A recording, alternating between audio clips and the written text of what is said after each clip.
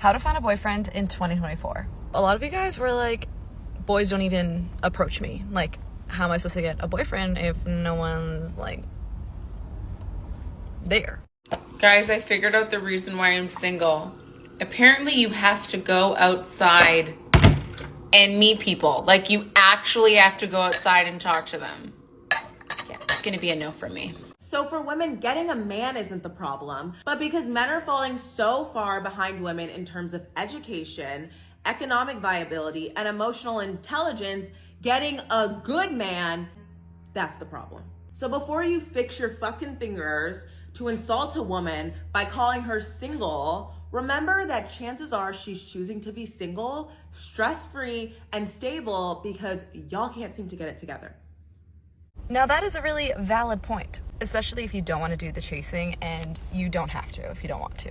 From what I've learned and from what I've seen is that getting guys to approach you is kind of an art. Now I do think that guys should make the first move, but girls, you have to drop signals. All right, you gotta let the guy know that you're open to having him make a first move. Now, I'm not gonna lie, I'm pretty bad at this, but I have seen my friends work their magic and it's actually wild. They'll just look at a guy and like smile and like the guy will approach. I personally feel really awkward doing this and I'm somewhat incapable of just like, I don't know. I just can't do it. I'm someone who feels a lot more comfortable actually on dating apps and just like going on a quick little date with a guy that I don't know and just like chatting to them for an hour and just vetting them, you know, see how the vibe is. Essentially what I'm trying to say is that you must create space for opportunities for guys to actually approach you. Whether that's in a public space like a club or the gym or a supermarket, like you have to look at the guy, smile, show that you're interested. Otherwise, he's not coming. And if you can't do that, the other option, which I prefer, is dating apps. And then the other option is just meeting through being friends or having mutual friends, but then that would require you to go out and be social, in which a lot of you guys seem to comment that y'all are homebodies, which is totally fine. Because homebodies can have friend groups too, right? Now, obviously, there is a lot more depth to this conversation, like building up the confidence to actually, you know, drop signals to a guy and just like being comfortable by going on first dates. Like there's actually like so many factors that are at play. But what I will say is that you have to, in a way, pursue it, but in this kind of indirect way. You know, you don't need to directly tell a guy that, hey, I want to date you, but you do got to let him know in some kind of obscure, indirect way. We can dive into it a lot more deeper later, but I do have my friend's birthday that I gotta get to, so goodbye for now. I get asked all the time, how have you been single forever? How have you never had a boyfriend? Why? What's wrong with you? There has to be something wrong with you. First of all, I hate people say that because it makes me feel like shit, but I've been doing a lot of self-reflection on that, and it's because I'm a hyper-independent person. Or at least I'm self-diagnosing that to be my problem. Hyper-independence comes from trauma, but not even just trauma, just getting let down or, you know, abandonment.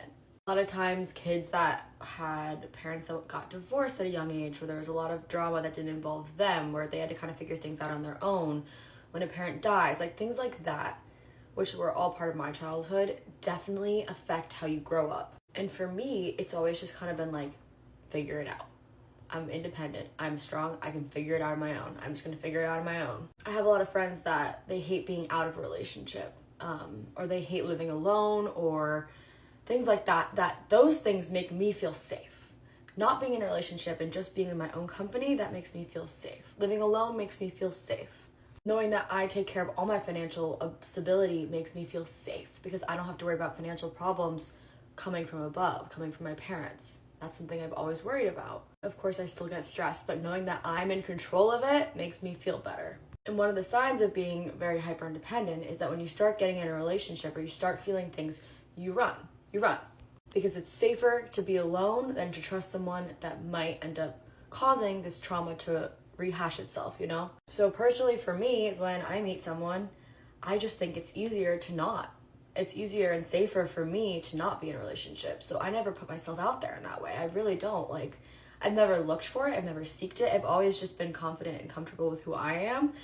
And yeah, of course I've had crushes. I've had guys that I've liked, but it hasn't been like something that I need. Whereas a lot of other people, I feel like they love being in a relationship. It feels very comfortable to them. Like they feel more comfortable being in a relationship. And that's just where I cannot relate. So when people are so shocked and like upset by the fact that I've never dated anyone, first of all, that's not your business. I'm 23. I'm not like I'm 60. Even if I was 60, none of your business. But for me, I have to be able to trust that person. I have to be able to get my walls down, and it's hard for me to break my walls down. It's really fucking hard for me to break my walls down. I'm gonna be honest with you. So, yes, I share everything on the internet, but if you actually want to like know me, I have like 4 people in my life that know me like that. Anyways, where are my hyper independent girlies at? We can bond over this. It'll be so perfect. Okay, love you guys. Have a good night. Bye. You will repel men who are not ready for you. And this is a good thing. Here's why. If you've ever been talking to someone and then you go on a couple of dates, you hang out, everything's great, and then all of a sudden they pull away, this might be why. If you have your ish together, a good job, you got a good head on your shoulders, you take care of yourself mentally, emotionally, spiritually, physically, you got it going on, and maybe you fall into the category of, I can't understand why you're still single. This may be why. If a man approaches you to get to know you, he's doing this with minimal information, right? Then he collects the information, and he maybe saw you here, and now he's realizing that you are way up here, and he might be here, and this is too far to jump. You know what I'm saying? And this is why it's a good thing, because when you enter the relationship, you're still here, he's still here. This is gonna be what constantly tugs on your heart. He's not ready. He hasn't done the work. He hasn't gotten himself to the level where he feels like he can provide for you. Because how is he supposed to provide for you when you're up here? This doesn't mean that you come down here. This just means that he's not ready. And so in essence, when this happens, it is a good thing, because then you don't need to go through the heartbreak of trying to close that gap that will inevitably not work. Now, there's a difference between this and the anxious attachment, giving off clingy relationship vibes with minimal information. Basically, love bombing your own mind to acting like you're in a relationship before you have all the facts or even at that point, right? Which can also repel a man. Because I feel like there's so many, I was just talking to some girls at church about this. There's so many amazing women out there, and it's always like, why is she still single? Why is she still single? This is why. This is why. But let me tell you, I have so much faith. I am overwhelmingly faithful that God is going to deliver. And the reason that it hasn't happened yet is because the man that you and I are going to end up with is going to be, hold on, come on. The man that you and I are going to end up with is going to be here. He's going to lead us, so we're both there. You know what I'm saying? Love you. Bye.